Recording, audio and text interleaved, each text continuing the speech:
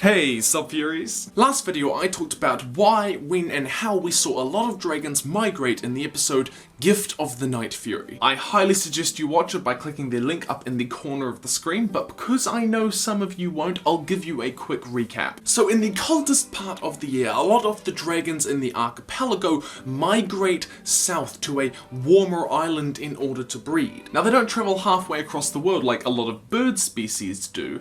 Instead they probably travel from somewhere around here to somewhere around here. Now this migration is irresistible and instinctual. They can't help themselves doing it, but it's interesting because unlike birds who seem to know when and where to go just by themselves, dragons seem to have a strong social factor involved in their migration. They rely on a large group of their species all moving at once to draw them into that migration. But why didn't Toothless join them in the episode?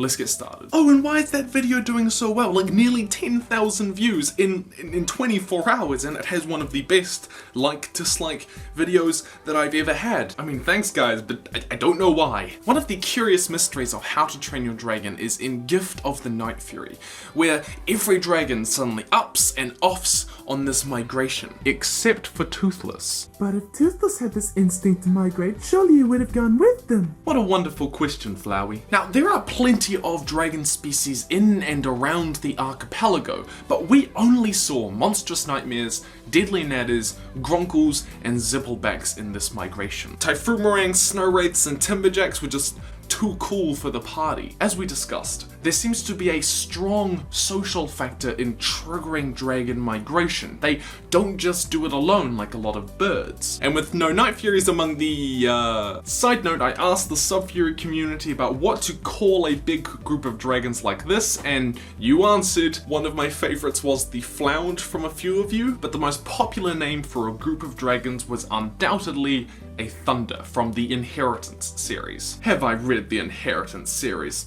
Pfft, nah, never heard of it. Anyways, with no Nightfuries mixed into this thunder of dragons, Toothless's instincts may have never been triggered. His eyes never narrowed, that sign of their instinct kicking in, like Stormfly and Hookfang and Meatlugs, their eyes did when they heard the calls of their kind. And this would also explain why we haven't seen Toothless migrate before. Now you should go and watch the videos about where I think Nightfuries come from, but simply put, I don't think they ever lived in the archipelago. The sort of migration that we see in Gift of the Nightfury is a direct response to weather in the archipelago. It's something that monstrous nightmares and deadly nadders and hideous zipplebacks and gronkles would develop, but Toothless would never have that instinct if he wasn't actually meant to be from there. So even if Nightfuries do migrate, the likelihood is that Toothless wouldn't even share the same migratory patterns as this particular Thunder of Dragons, who we actually see in a number of other episodes live happily alongside one another. But Toothless's biology does actually suggest some things about a Nightfury migration. Long-distance migratory birds tend to have a far larger wingspan on average compared to birds that don't migrate long distances. It makes it easier to travel so far, and Nightfuries do actually have one of the largest wingspan to body ratios, at nearly twice his body length, which is far more than monstrous nightmares or deadly nadders. This may, but we can't say for certain, imply that Nightfuries do have the ability or tendency to travel for extremely long distances at a time. We also see that Toothless very happily flies at high altitudes, another trait that he shares with long-distance migratory birds. Like the black-tailed godwit or bar-headed geese, they fly at extremely high altitudes in order to conserve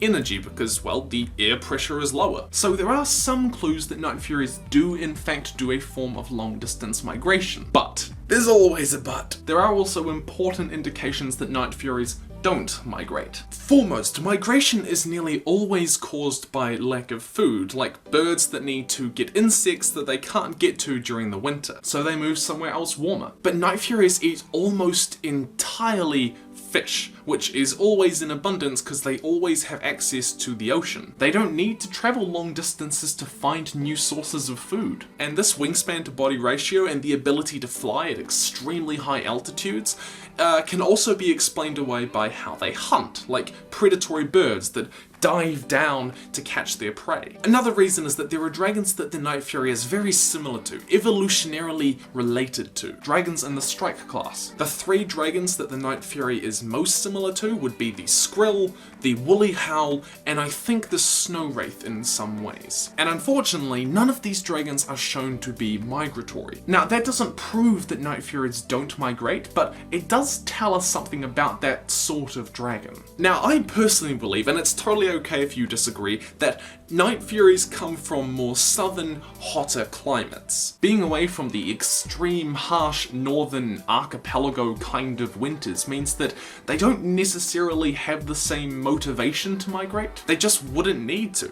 All of this said, I did mention that there are different types of migration, and they may or may not do long distance migration. It's really hard to say, but I have actually talked about a type of migration that Nightfuries might actually do in a previous video. Click the link in the corner of the screen to watch. It's called altitudinal migration, where a species moves from higher to lower places at different times throughout the year. In my theory on Nightfury eggs, I talked about how Nightfuries might temporarily migrate from their seaside caves to the tops of mountains in order to breed and let their eggs hatch. This is because A, there are fewer predators, and B, their eggs actually need lightning in order to hatch. But there you go. My question to you, SUBFURYs, let's go with a different question today. Tell me the first book that you ever read. Mine was personally The Hobbit when I was like 7 or 8 years old, and from that day on I pretty much always loved dragons and fantasy. Oh, and by the way, there may possibly, maybe, hypothetically be some Lord of the Rings videos coming out in the future. Shh. In the meantime, support me on Patreon, join other SUBFURYs, and follow me on Twitter, Wattpad, Facebook. Email me or send me stuff that you've made in the links in the description below. The details for the SUBFURY art competition are also down there. Stay nerdy, SUBFURYs, and I'll see you in the future.